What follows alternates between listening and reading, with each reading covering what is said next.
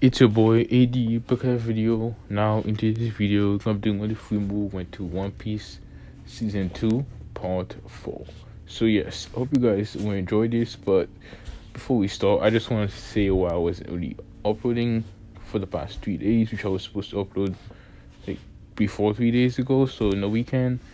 Which the reason being, basically I was, you could say, in a training arc of sorts, which I'm not gonna go into details on that. But yes, that's why I wasn't really recording the videos and whatnot, as well as wasn't really talking to a lot of people that I was supposed to be talking to. But yeah, it's nothing special or anything. But yeah, anyways, before we start, I wanna say that there's this new anime called Eminent Shadows, which everybody's been talking about, but there's another anime that not a lot of people have been talking about that much, which I wish people would talk about more, which is Record of Ragnarok, which is not particularly new, but there's a new season which is fire as hell. But yeah, if you have any time, just look up the anime because it's pretty fucking epic. But yes, anyways, without further ado, hope you guys enjoy, and yeah, let me know what you think about the video and the anime if you watch it as well. And yeah, without further ado, enjoy the video. Chapter 9 Fire Fist, the Warlord and the Yonkas. 4 years had passed. Not much had happened over the years on the little island anyways. Over the years the three siblings had fought together, spar with each other, hunted and did every other thing possible together. This made the siblings become even closer together, telling and sharing secrets with each other. And now Ace had became 17-year-old and was ready to set sail. However, this time there was a few key differences. As you see, Rimuru had given Ace and Luffy a few gifts and had already them hockey and even advanced hockey and conqueror's hockey. However, they did not have it to the level of Ryuua, but advanced nonetheless. Ace had also gotten the Mera Mera no Mi from Rimuru, who had gotten it on one of his little trips from a group of pirates, and they had also gotten a special weapon as well.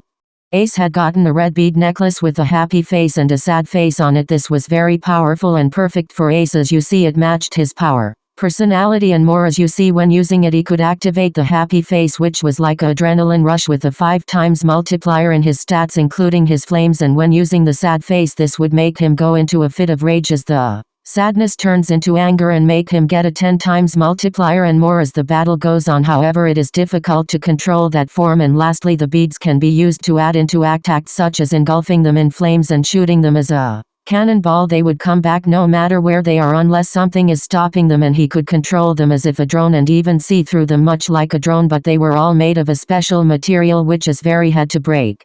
As for Luffy, he had gotten the staff of the Monkey King Sun Wukong, the Ruai Jingu Bang. This staff could be shrinking down to the size of a sewing needle and go as wide and long as need be, and it was also sturdier than anything you can imagine. Being able to withstand nearly anything, it can also fly back to its owner when called upon. It weighs 7,960 kilograms.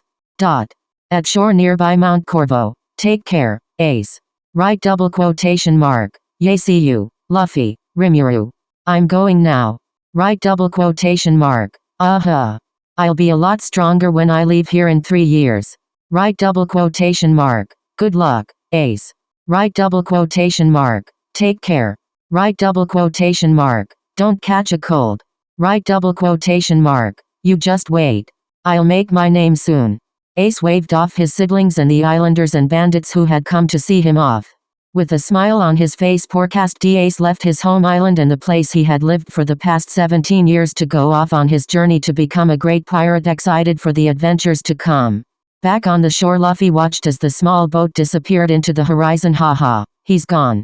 Right double quotation mark. Honestly, I wonder what Garp would say, said the village chief. On the mountain in the base of the bandit stand sat by herself as she smoked a cigar, remembering the time she spent with Ace from when Garp forced him on her until now, before the group of bandits who worked under her came in. Boss, Ace is gone. Right double quotation mark. Oh good. But I can see that Garp will be mad at me. He was such a useless little shit, she said, still looking away, acting as if she didn't care and was happy he was gone. Oh, Ace left a message for you, Rimuru said, coming into the room. What? He still has something to say to me even at the last minute. He said thank you for taking care of me, Rimuru said, giving her the message. Hearing this was too much for Dandan as she burst out into tears, not being able to hold them back any longer. He can do that. That fool. She said, completely in tears now. Oh? Boss, are you crying? Right, double quotation mark. Dot.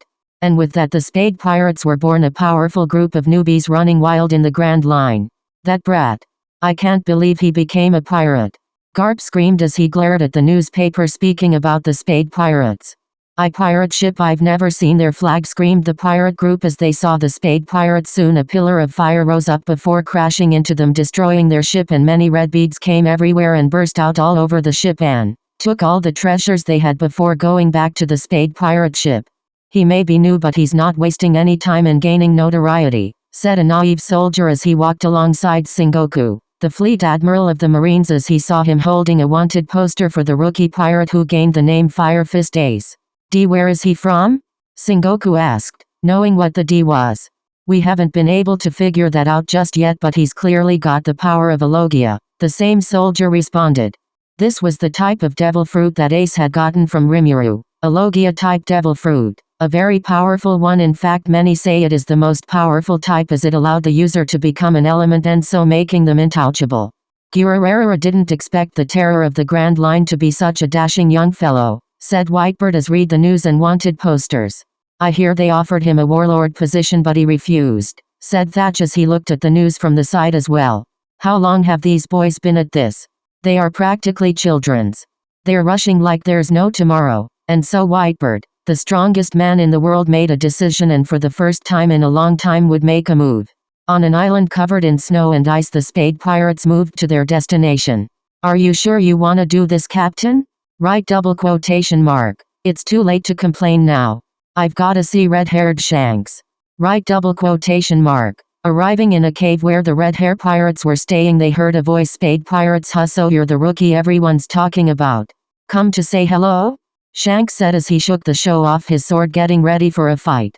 "Wait, it's not what you're thinking," Ace said, shaking his arms. "My little brother used to go on and on about you saving his life when he was young, so I'm here to say thank you." Right, double quotation mark. "Luffy, hot dang, I didn't he had a brother. Well, come on in, glad to meet you. Take a seat and let's talk," Shanks said, changing his mood completely, causing Ace to sweat, but did exactly that. "Oh yeah. He's still dead set on becoming king of the pirates, huh?" Shanks said, smiling, happy to hear that Luffy had not given up. "Pretty much all he ever talks about," Ace said as he took a drink and drank some sake. "Although I feel bad for the kid, 'cause I'm the one who's gonna be the next king." Right, double quotation mark. "Yeah, you think so, huh?" Right, double quotation mark. "Well, the first thing I've gotta do is let the whole world know that I mean business." "I see, and what's your plan?" Right, double quotation mark. "I'm gonna defeat the most powerful man in the world, of course." Right, double quotation mark. "So Whitebird, huh?" And with that the two talked while celebrating, with Rimuru being brought up in their talk as well, on how she became their sister and trained them, and Shanks said how she also trained him and Buggy. A while later at an unknown island. "Hey, big guy, I wanna see the guy who goes by Whitebird," Ace said as he stood across a fishman. "I cannot introduce a sharp young man like you to the old man." Right, double quotation mark. "Captain, that's Jinb." Right, double quotation mark. "Oh, the warlord?" Right, double quotation mark. "Then I'd gain prestige if I beat him." Right, double quotation mark. "I'm not on the crew of the Whitebird Pirates, but I owe him, so I'll fight you." Right, double quotation mark. And with that Ace jumped in, punching down on Jinb with his powers, causing a huge burst of flames followed by many more to come. It's been 5 days since they started fighting. "They're both gonna die," the Spade Pirates, who stood to the side, said nervously. Both Ace and Jinb backed off from each other, both being tired and hurt. Jinb more than Ace, as Jinb fell forward on his face. Ace fell to his knees smiling. However, before anything more could have happened, a massive shadow appeared in the mist that covered the island. It was a massive ship. On top of the ship stood 3 figures.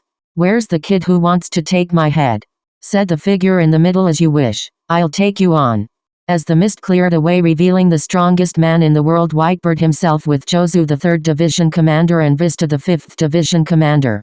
"It's the Whitebird Pirates," the Spade Pirates said in fear. "I'll take care of this myself," Whitebird said as he jumped down from the ship, landing on the island.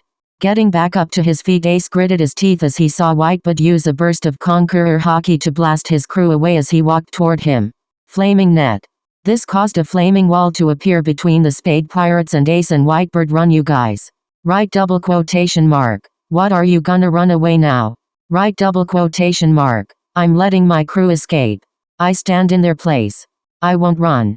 Right, double quotation mark. What a cheeky little brat you are. Whitebird said, half laughing to himself. And with that, Ace launched forward, this time at the strongest man in the world. The battle would go on until midnight, with Ace being on the losing end of the battle, with him only managing to hit Whitebear when using all the hockey he could with the sad smile rampage ability, and what beads when all together he had even been able to hold off for a bit for a couple of hours, but in the end he was facing an opponent which was simply out of his league, and he got beaten, defeated by the rival of the king of the pirates. This is the man whose strength rivaled his. Clenching his fists, he tried to get up. Are you still trying to stand up? Ace simply glared up at him, gritting his teeth. I'd hate to see you die here, kid. If you will want to fight, then take my name and roam the sea wild and free. Whitebird said as he reached his hand down to Ace. Become my son. Right, double quotation mark. Many days later, Ace and the Spade Pirates had been taken under Whitebird's flag, with Ace had been surprised to still be alive and being set free to walk all over the ship as he wishes. He then tried a countless amount of time to kill Whitebird, but failing even when he was asleep, and so in the end, after talking with the 1st Division Commander Marco, and then not long after, Ace had joined the Whitebird Pirates, finding a newfound respect for Whitebird, and soon Ace had became the 2nd Division Commander. Firefist Ace. So you joined Whitebird? Screw huh, Ace. Well, looks like I'll have to go pay him a visit soon then, but until then let's go join Luffy on his journey, Rimuru said to himself as stared at a newspaper. The rookie pirate Firefist Ace, along with his crew the Spade Pirate, has joined the Whitebird Pirates and has recently became the new 2nd Division Commander. Wanted posted. Wanted dead or alive. Firefist Ace 550 million berries bounty. Apostrophe. End of chapter 9. 1. How strong is Ace? 2. What will happen when Ace, Luffy and Rimuru meet again? 3. What will happen to the world with Luffy getting ready to set into the sea? 4. What will happen to Sabo? 5. What will the world government do with Ace joining Whitebird?